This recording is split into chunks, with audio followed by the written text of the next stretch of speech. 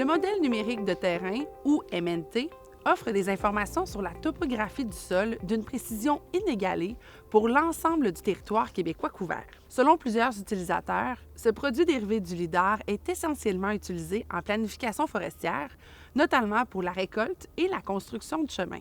Puisqu'il fournit des informations d'altitude, il peut, entre autres, être utilisé pour faire des analyses, comme des analyses de paysages et de bassins versants et de profils de dénivelé. Voici quelques témoignages de ces utilisateurs.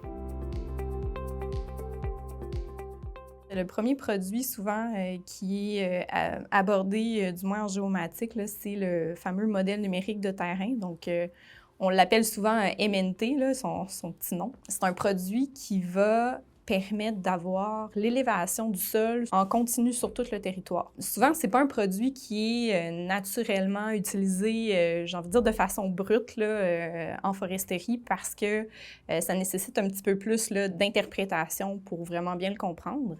C'est plutôt souvent un produit qui va être utilisé en intrant dans des analyses plus avancées là, en géomatique. Là. On peut souvent parler ici soit d'extraire des courbes de niveau ou des analyses de paysage. Les pentes également vont découler de ce produit-là. Puis, moyennant là, certaines corrections, ben, c'est souvent ce qui va être aussi à l'origine de tous les produits qu'on va dire hydrologiques. Donc, les lits d'écoulement potentiels, par exemple, ou même le TWI, d'une certaine façon, va découler de ce produit-là. Je l'ai utilisé, mais pas à outrance nécessairement. Je l'ai utilisé en complément d'un autre produit LIDAR qui est le modèle numérique ombré. Donc lui, je l'ai utilisé pour venir donner une certaine perspective d'altitude, d'élévation. Je l'utilisais avec une certaine transparence puis avec une certaine symbologie graduée. Donc là, quand je voyais mon modèle ombré, au lieu qu'il soit seulement en noir et gris, bien, peut-être que j'utilisais une trame qui allait du vert au orange, donc le vert étant l'élévation la plus basse, puis orange étant l'élévation la plus élevée. Ce qui est le fun avec le modèle ombré, c'est de voir le terrain. Vraiment, on a l'impression de voir chaque détail du terrain, mais là, en plus de ça, j'avais l'information en lien avec l'élévation.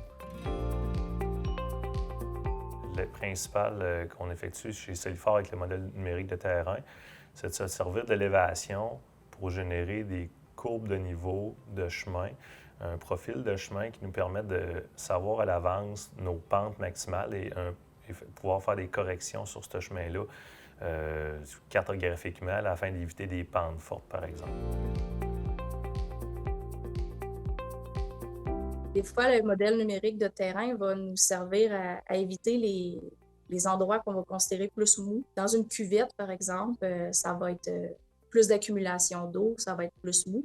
Si on est capable de rester sur le dessus d'une petite colline, oui, ça va pouvoir nous permettre d'avoir un chemin qui va être moins dispendieux à construire.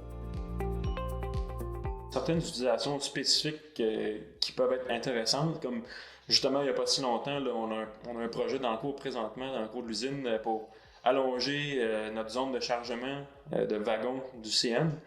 Puis, pour ce projet-là, par exemple, ça nous prenait une connaissance assez détaillée de comment que le terrain est fait, aussi de la pente exacte de la traque de chemin de fer. Donc, entre autres, là, avec le modèle numérique de terrain, ça a été possible d'évaluer le profil du sol tout le long de la zone potentielle où on voudrait, en fond, étendre notre traque de chemin de fer.